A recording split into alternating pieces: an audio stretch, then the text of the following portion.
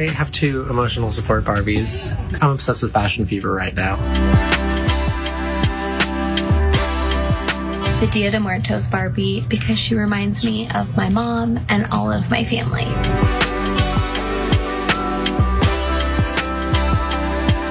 This is my emotional support Barbie because from my childhood, and also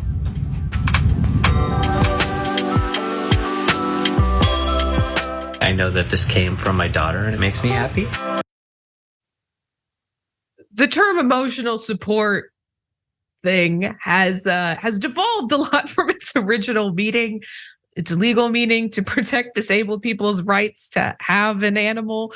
That being said, the Barbie movie has created a cultural moment. All right. I enjoyed the Barbie movie. Brett enjoyed the Barbie movie. Kids, adults alike enjoyed the Barbie movie. And people have taken to TikTok and other social media platforms to document, maybe justify themselves reconnecting with their inner child through little Barbies. So the comment sections are pretty emotional. So let's take a little look at some of these comments that people are leaving. This one says, I bought my baby daughter her first Barbie. It meant so much for me to get it for her, which is sweet. I bought myself a Barbie too a few days ago, and I think something in me changed forever. The marketing worked. Mattel knew what they were doing, trying to get people to buy their products. Now, psychologists have actually said, though, that it is healthy for people to tap into their inner child in this way. So here's what Kristen Flora, who's a professor of psychology at Franklin College in Indiana, had to say. She said, we have quite a bit of research that shows the benefits of play for children, but increasingly we have scientific evidence that play is beneficial for adults as well, especially in the mental health realm. Some of the research suggests that it can help stave off depression. It can help us build a sense of optimism, which is really important when things are uncertain. It can help us decide what disposition to take as we live through unprecedented times. CNN also reported that this kind of nostalgia has its own mental health benefits, though the actual term comes from the Greek words for return and pain. Fond remembrances of the past can be a comfort and a mood booster. 2023 study published in the journal Emotion found feelings of nostalgia help lonely people reclaim meaning in their lives. So maybe what I need to do is go to the store and buy a bunch of Barbies and have them all fight each other so that I could relive what I did in my childhood. I had a brother, I had no sisters. So Barbies were never played, I think, in like the girly fun way. It was always like, oh, here comes this Lego man to shoot all of the Barbies in their home. I understand wanting to connect with your inner child, Brett. I don't know, though, the idea of being an adult and sitting down and playing with a Barbie. I play video games, though. I guess they're somewhat geared towards kids to some extent. Listen, these people have Barbies on their desk. You play video games. I've got like my dad's ball bearings that he used to have on his desk that just kind of soothe me when I'm stressful at work.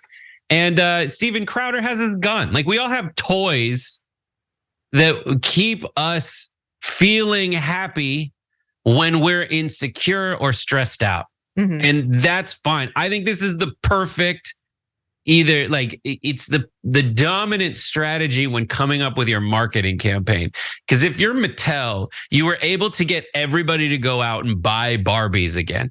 Yeah. It happens. It works. So if you're into commerce, it works for you. If you're the people who are happier because they have Barbies on their desk, you're happy. It works for you. Simultaneously, just that idea that people are happy triggers the hell out of the right wing, who's going to see this and be like, oh my God, it's the world's on fire. It's so, but not because of climate change, but because people have Barbies on their desk.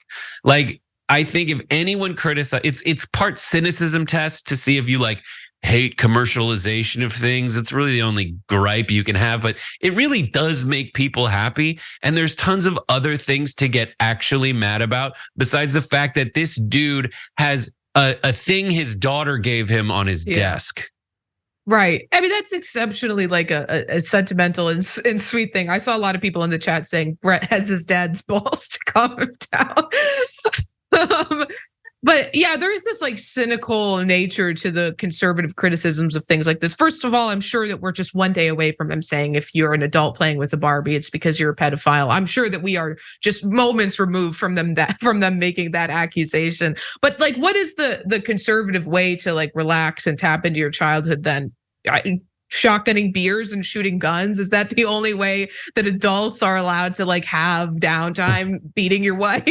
It's like, and for all the criticism that the right has about like men are lonely, they have no outlet. Like you're boxing men into this horrible situation where you're policing how they can be happy.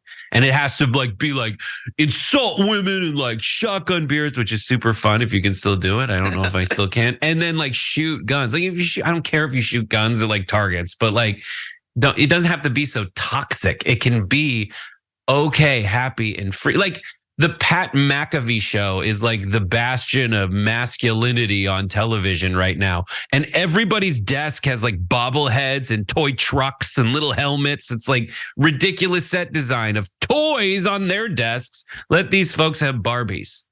I mean, even to that point, like if you think about conservatives on YouTube, Tim Pool has a gun and a sword behind him. Those are his toys. Those are his version of playing with Barbies because it makes him feel like a big, strong man.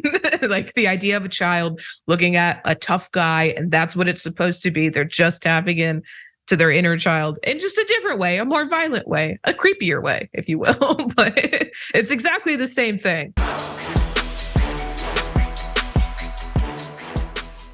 For more political news, breakdowns, interviews, stories of activism, and me trying my hardest to care about the occasional big celebrity news story, subscribe to our YouTube channel at youtube.com/The Damage Report. And you can ring the bell wherever it is so you don't miss anything.